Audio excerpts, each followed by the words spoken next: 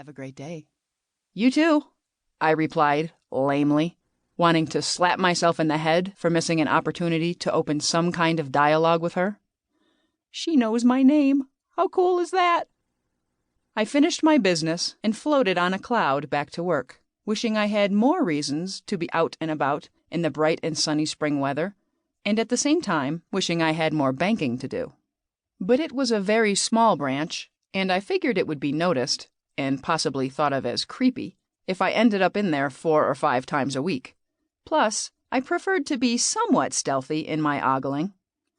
Elena Walker didn't need to know I was seriously crushing on her, and had been since I'd opened my accounts there 6 months earlier. I did have a tiny bit of pride. Back in my office, I was very happy to see that the muffins I brought in earlier were almost gone. It's not really an office, more of a really large cubicle that I share with Josh Bacon, one of my best buds and the creative writer to my graphic design at T. Harrison Jones and Associates. Hey, Avery, Josh greeted me, not looking up from his keyboard as he chewed. Your muffins suck, by the way. Feigning prim and proper shock, I asked, And just what would you know about my muffins, mister? You'd be surprised. I snorted. What's that, your 3rd one? 4th. He stuffed the last bite into his mouth and reached for a huge volume of Roget's International Thesaurus on the shelf above his head. The damn thing was so heavy, I was continually amazed each time he pulled it down that he didn't knock himself senseless with it. Josh is a gadget man, up on every new piece of electronics on the market today, every camera, every computer, every video game. But he refuses to use the automatic thesaurus on his word program. He told me once he didn't trust it, that he was sure there were way more options for each word than the ones programmed into the computer, and that Microsoft was exercising its worldwide control by making people use only the handful they designated. I told him he was a freak, which he didn't argue. T. Harrison Jones and Associates is a small advertising firm. The staff amounts to just a dozen or so people, but we work very well together, and we've come up with some pretty brilliant campaigns for some of the most successful companies in upstate New York. Small and mighty, that's what Tyrell likes to call us. He's the T in T. Harrison Jones, as well as the owner, CEO, president, all that good stuff. He hired me a little over a year ago, and I have done everything possible to give him the best I have to offer.